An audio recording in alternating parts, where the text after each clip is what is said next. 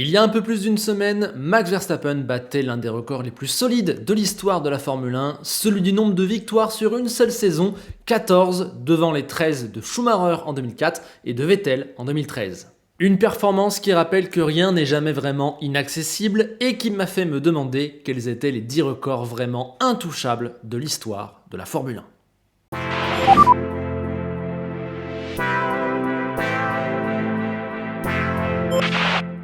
Numéro 1, les marques de vieillesse. Alors je sais qu'un Espagnol du nom de Fernando Alonso est en train de défier les lois de la nature et qu'à 41 ans, il fait encore de superbes choses, mais il y a des trucs qu'il ne pourra jamais aller toucher. Juan Manuel Fangio a été champion à 46 ans et 1 mois. Farina Pollman à 47 ans et 2 mois. Le français Philippe Étancelin a été dans les points à 53 ans et 8 mois. Louis Chiron au départ d'un Grand Prix à 55 ans et 9 mois. Et enfin, Fagioli en tête quelques tours en Belgique en 1950 à 52 ans. Des choses qu'on ne pouvait voir que dans les années 50, et même si des Alonso ou des Hamilton vont faire des carrières longues, c'est impensable de voir des 55 ans aujourd'hui en Formule 1. Alors Fagioli est aussi l'auteur du podium et de la victoire à l'âge le plus avancé, c'était à 53 ans à Reims en 1951. Mais petite particularité, ce n'est pas vraiment lui qui a fait cette performance, mais plutôt sa voiture, aux mains de Juan Manuel Fangio. Et oui, à l'époque, quand le leader d'une équipe abandonnait, il pouvait prendre la voiture d'un de ses coéquipiers. C'est ce qui s'est passé avec Fagioli. Fangio a gagné, mais du coup Fagioli est compté comme co-vainqueur du Grand Prix à 53 ans. Ça, c'est imbattable. Et finalement, petit bonus, c'est la même chose dans l'autre sens, puisque la précocité de Verstappen risque de tenir sur au moins 2 statistiques. Premier Grand Prix à 17 ans et 5 mois et 29 jours. Premier point à 17 ans, 5 mois et 15 jours. Ça ne bougera pas puisqu'avec la super licence, maintenant, il faut avoir au moins 18 ans pour participer à une course de Formule 1. Max a aussi fait un podium, mené un tour et gagné à 18 ans, 7 mois et 15 jours en Espagne en 2016. Techniquement, c'est battable, mais il va falloir se lever tôt, c'est-à-dire arriver en Formule 1 dès ses 18 ans, avoir son anniversaire plutôt en janvier qu'en juin, ça arrange, et puis gagner direct en moins de 10 Grands Prix. Je pense qu'on reverra difficilement ça. Numéro 2, le nombre d'équipes différentes. À ce sujet, j'ai trouvé 6 catégories où on ne fera jamais mieux. Déjà, on a Chris Amon et Maurice Trintignant qui ont couru avec 11 équipes différentes. Ferrari, Matra, March, Lotus, Ensign, Lola, Techno, BRM, Tyrrell, Cooper et Amon pour le néo-zélandais. Cooper, Ferrari, Gordini, Lotus, BRM, Simca, Van Wall, Aston Martin, Bugatti, Lola et Maserati pour le français. C'est juste dingue, il n'y a même pas 11 équipes actuellement en Formule 1. Et le record actuel sur la grille, c'est 5 pour Vettel, Alonso, Perez et Ricciardo. Hülkenberg peut monter à 7 si jamais il court chez As l'an prochain, mais c'est déjà une anomalie et le grand maximum. On ne voit plus du tout ce genre de carrière. Dans le même style, Fangio a été champion avec 4 écuries différentes, un exploit retentissant qu'on ne reverra plus jamais, de par plusieurs facteurs, et d'ailleurs depuis 70 ans, personne n'a fait mieux que champion avec 2 équipes différentes. Stirling Moss lui a gagné avec 5 constructeurs, de notre génération, Vettel et Alonso l'ont fait avec 3, mais ça paraît déjà le bout du monde. Regardez, Verstappen et Leclerc, c'est peut-être les futurs de la F1, mais ils ont gagné pour l'instant qu'avec une équipe, et on ne les voit pas vraiment quitter Red Bull ou Ferrari prochainement. Russell et Norris, pour l'instant il n'y a pas la moindre victoire. Hamilton, il y a 2 écuries, et je ne le vois pas quitter Mercedes. Voilà, je pense que gagner avec 5 équipes, personne ne fera jamais mieux. Il en va de même pour les pôles, record à 5 pour Moss, et pour les podiums, record à 6 avec Surtees. Ça peut se faire pour les podiums, mais c'est très chaud. On peut aussi citer Andrea de Cesaris qui a marqué des points avec 9 équipes différentes. C'est absolument énorme. Certains s'en sont approchés, comme Button qui en a marqué avec 7. Et actuellement, on a des Hülkenberg, des Perez ou des Vettel qui en sont à 5. Alonso peut aussi le faire l'an prochain avec Aston Martin. Mais voilà, c'est trop loin, et ne serait-ce que connaître 9 équipes différentes, ça n'est arrivé je crois que 4 fois dans l'histoire de la F1, donc ça, on le battra pas. Par contre, il y a une chose qui peut tomber, c'est le fait que Moss, Gurney et Barrichello ont mené un Grand Prix avec 5 équipes différentes, et bien Fernando Alonso en est à 4, McLaren, Renault, Ferrari et Alpine. Donc si jamais il mène un tour avec Aston le prochain, il égalera ce record, il arrivera à le toucher, et c'est clairement faisable. Souvent, il suffit d'une stratégie décalée pour passer en tête. La preuve cette saison au Japon, où il y a quelques années, Giovinazzi avait mené un tour à Singapour. Donc ça, c'est possible. Numéro 3, le nombre de concurrents. Alors là, je suis vraiment allé chercher très loin. D'ailleurs, pour mes recherches, j'ai utilisé le site StatF1. Si vous ne connaissez pas, évidemment, allez-y, lien en description. Enfin bref, au cours de toutes ces recherches, j'ai découvert que le français Maurice Trintignant, qu'on a déjà cité pour avoir couru avec 11 équipes, a tout simplement couru contre 232 pilotes différents. Oui, vous avez bien entendu, il a croisé 232 mecs différents sur la piste, une dinguerie qui s'explique par le fait qu'il a couru de 1950 à 1964, à une époque où il y avait beaucoup de turnover, où tout le monde pouvait tenter de participer et où ce n'était même pas encore professionnel. Clairement impensable aujourd'hui, Alonso, qui a pourtant commencé en 2001, n'a affronté que 113 pilotes. Hamilton et Vettel, eux, sont à 85. C'est un autre monde.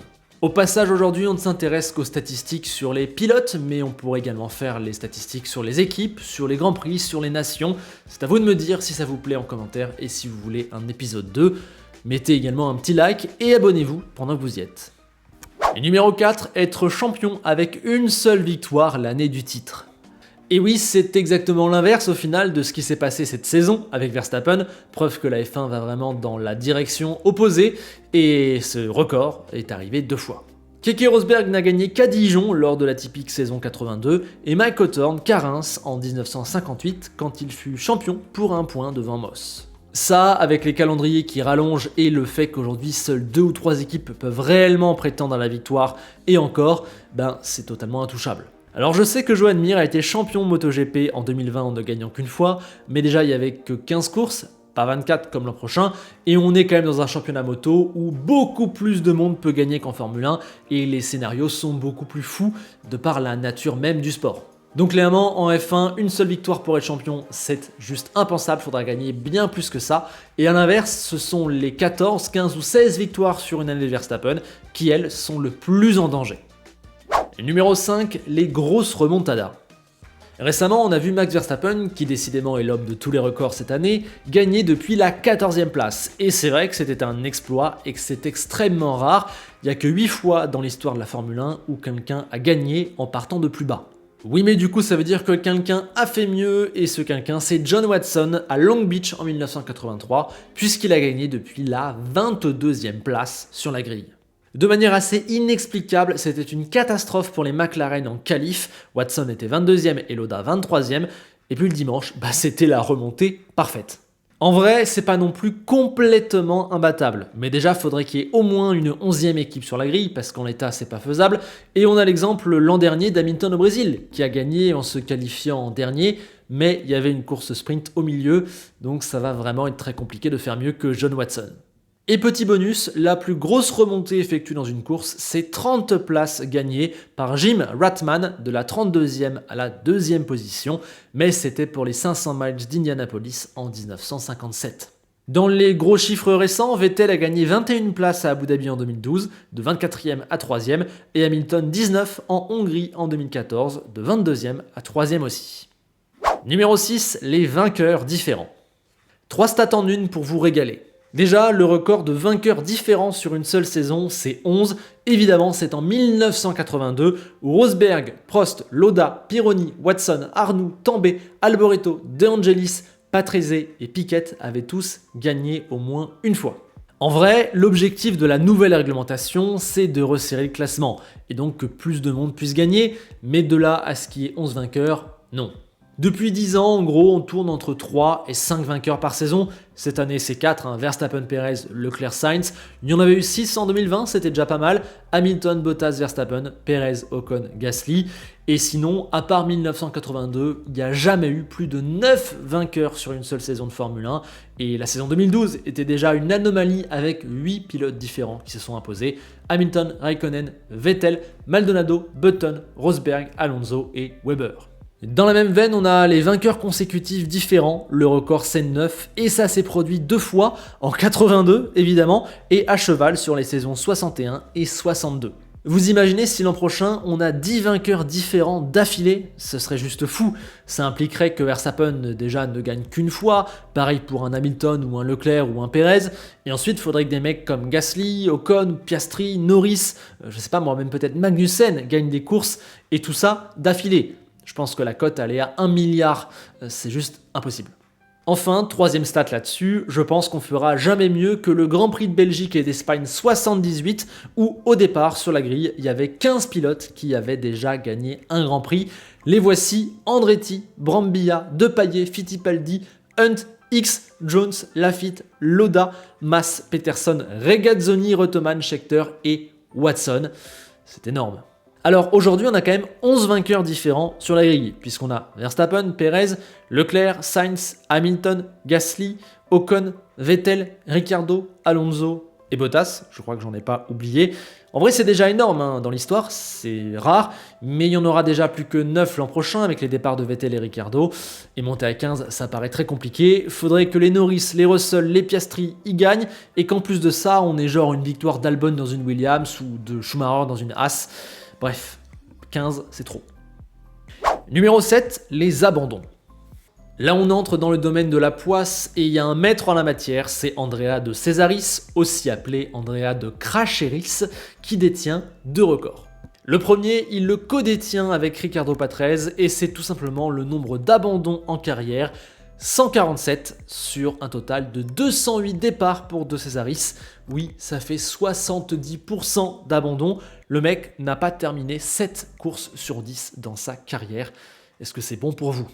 Alors avec les avancées faites sur la fiabilité, on ne remontera jamais aussi haut, même avec le calendrier qui s'allonge.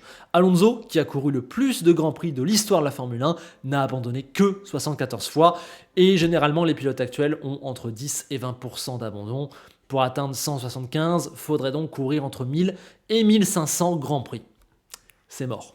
De Cesaris a donc également un autre record encore plus triste, c'est le chiffre fou de 22 abandons consécutifs.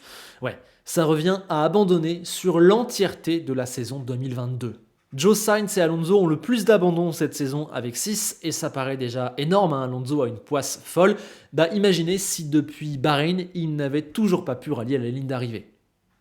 Numéro 8, les disqualifications. Alors ça aussi c'est triste, mais ça peut arriver quand après la course on se rend compte que la voiture n'était pas conforme ou que le pilote a eu une mauvaise attitude. Et si jamais vous voulez savoir ce que ça fait, demandez à Stéphane Bellof puisque ça lui est arrivé 14 fois. Alors en vrai c'est un peu spécial car tout ça est dû à 1984 où Tyrrell a été exclu du championnat a posteriori pour plusieurs infractions en gros sur l'essence et le poids, mais je ne rentre pas dans les détails.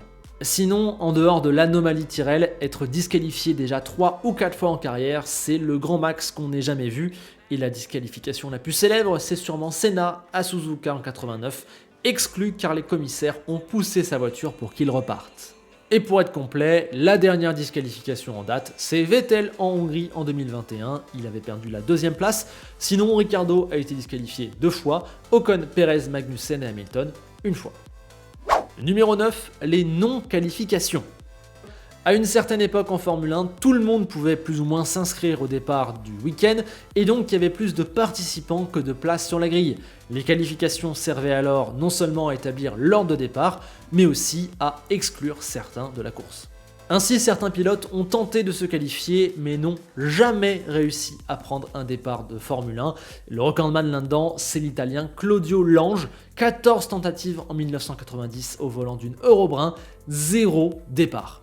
Au total, ce sont 123 pilotes qui ont essayé sans jamais réussir à prendre un départ, dont parmi eux un certain Bernie Ecclestone, une fois en 58 à Monaco. On a aussi Gary Brabham, le fils de Jack, 2 fois, ou Jacques Villeneuve, évidemment pas le champion du monde, mais plutôt son tonton, et donc je crois le frère de Gilles Villeneuve, qui a tenté 3 fois sans succès. Numéro 10, l'éternel numéro 2. Normalement, dès que vous entendez ce surnom, vous l'associez automatiquement à une personne, c'est Stirling Moss. Et oui, c'est lui, et il a réussi l'exploit qui, je pense, ne sera jamais égalé, d'être 4 fois vice-champion du monde, sans jamais obtenir le titre. On a Prost qui a aussi été 4 fois vice-champion, mais lui, il a 4 titres. Ce qui veut dire au passage qu'à quelques détails près, Alain pourrait avoir 8 titres. On en fera peut-être une vidéo un jour. Sinon, à part ça, personne n'a été vice-champion sans être champion plus de 2 fois, comme Barrichello, Bottas, X et Peterson. Donc en fait, pour se reproduire, il faudrait déjà qu'on ait un champion hégémonique, on le tient peut-être en Max Verstappen, mais aussi un numéro 2 soit dans son équipe, soit dans une autre équipe qui soit vraiment son concurrent numéro 1 et que personne ne vienne toucher pendant plusieurs années. Perez ou Leclerc peut-être, mais ils n'ont pour l'instant jamais été vice-champions, donc on en est encore loin. Et ça se trouve l'an prochain, Mercedes va revenir ou Ferrari va s'écrouler et donc le deuxième changera de visage. Bref, je pense que les conditions qui ont permis à Stirling Moss de devenir le poulie d'or de la Formule 1 ne se reproduiront jamais. Bien, j'ai fait le tour et vous l'aurez donc compris, tous les autres records que je n'aurais pas cités au niveau des pilotes seront donc battus pour moi un jour. Là où on peut avoir un débat, c'est sur les 103 victoires et les 103 pôles d'Hamilton. C'est évidemment absolument énorme et il peut étendre cette marque dans les années futures. Mais voilà, on disait déjà que les records de Fangio ne seraient pas battus, puis ensuite celui de Prost, puis ensuite celui de Schumacher qui paraissait totalement inaccessible. Résultat, il a été pulvérisé, et regardez la vitesse à laquelle un Max Verstappen est déjà quasiment dans le top 5 des victoires. S'il fait encore 2 saisons de domination, il sera pas loin des 70 victoires, et il n'aura que 25 ou 26 ans. Donc non, on peut pas dire que les 103 victoires et les 103 pôles sont complètement à l'abri. Je reconnais que c'est énorme et qu'on n'est pas prêt de voir ça, mais bon, je le dis que ça arrivera un jour, surtout qu'on a des calendriers qui rallongent, donc c'est entre guillemets plus facile de faire du chiffre. Bien, je vous propose maintenant de jouer dans les commentaires, trouvez-moi des records qui sont à l'abri, mais sincèrement je me suis creusé la tête et il y en a vraiment pas beaucoup. Maintenant, si vous avez aimé cette vidéo, j'encourage à la liker pour me le faire savoir. Abonnez-vous si vous voulez pas rater la suite. Parlez de la chaîne à vos potes, parce qu'on est tous là pour partager la passion de la Formule 1. On se retrouve très vite et on se quitte comme d'habitude avec Enzo Ferrari, qui nous annonce que le record de 5 titres avec la même équipe qu'a obtenu Schumacher chez Ferrari ne sera jamais battu. Sauf que Hamilton en a déjà 6 avec Mercedes. A bientôt.